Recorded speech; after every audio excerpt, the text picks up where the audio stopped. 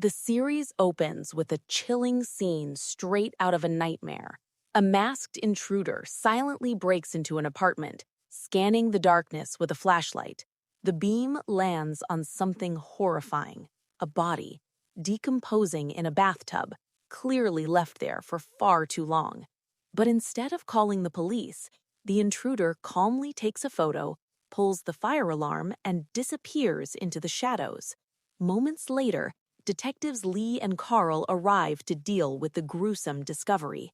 And just like that, the story rewinds, 56 days earlier, to show us how everything led to this moment. We meet Sarah Wise at a supermarket, where a man named Oliver Kennedy can't seem to take his eyes off her. After building up some courage, he approaches her, claiming he's an architect who just moved to town. They instantly click. Numbers are exchanged, a date is set. But from the very beginning, something feels off. Before their movie date, they stop for drinks. Oliver claims he's never been to the restaurant before, yet the staff treats him like a regular. Caught in his lie, he brushes it off as a nervous habit and suggests they start fresh. Sarah agrees, but the cracks are already forming. Later, Oliver sneaks away to the bathroom and leaves a frantic voicemail for his psychotherapist. His behavior is erratic, almost unstable, and a stranger notices. That same woman later tries to warn Sarah that Oliver is dangerous, but Sarah ignores it. Or maybe she already knows more than she lets on. Their relationship moves quickly. They go on more dates, share a kiss, and eventually end up back at Oliver's apartment, the same apartment we saw in the opening scene. At first, the story frames Oliver as suspicious, fake ID, strange behavior, secretive past. But then, everything flips. We follow Sarah back to her apartment, where the truth is revealed.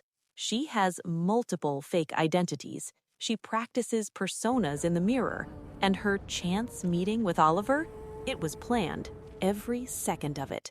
Sarah isn't a victim, she's a con artist, and Oliver is her target. Her plan becomes clearer when we see her secretly photographing Oliver's safe. She's after his money, carefully manipulating him to gain access. But Oliver isn't completely oblivious. He begins to suspect her, too. Their relationship slowly turns into a psychological chess match, with both hiding dangerous secrets. Sarah eventually maneuvers her way into moving in with Oliver, using a fake eviction as an excuse. Now she's exactly where she wants to be. But this isn't just about money. We learn her real name is Megan. Her family is struggling financially, and more importantly, they have a past connection to Oliver, a dark one. Oliver's real identity is revealed as Oliver St. Ledger, heir to a powerful and wealthy family. But he's not just hiding wealth, he's hiding a crime. Years ago, a boy named Paul Starling was murdered. Another boy, Shane Martin, took the blame. But the truth? Oliver was the one who killed Paul, and his powerful family covered it up. Shane went to prison, his life was destroyed. And Megan? She's Shane's sister. This was never just a con. This was revenge. Back in the present timeline, the detectives begin uncovering these connections. They initially believe the body in the bathtub belongs to Sarah. But a shocking twist changes everything. The body is male. Meanwhile, Oliver's life begins to unravel. He's paranoid, heavily medicated, and haunted by his past. He uses powerful sedatives just to sleep, drifting in and out of reality. And then there's Dan, his psychotherapist, a man who seems to be helping him, but is actually manipulating him. Dan has been blackmailing Oliver for years, using his confession as leverage to stay close and keep the money flowing. He isn't a therapist, he's a parasite. Eventually, Megan gets what she came for. Oliver finally confesses. He admits everything: the murder, the betrayal, the cover-up. And, unexpectedly, instead of destroying him, she understands him.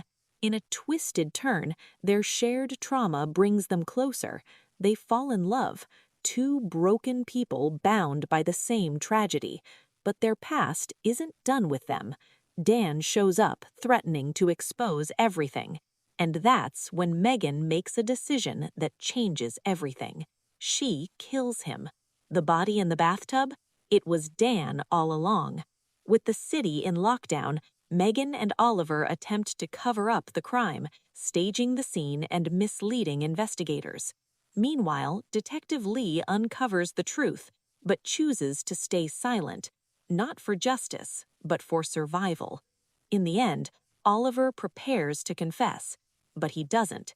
Encouraged by Elliot, his figurehead, he chooses a different path. He chooses Megan. They escape, together. Weeks later, Megan sends millions to her family, finally fixing the damage caused by the past. And in the final moments, we see them living a quiet life with a child. No justice, no closure, just two people who got away with everything. Because, in the end, 56 days isn't about right or wrong. It's about how far people are willing to go for love, even if it means burying the truth forever.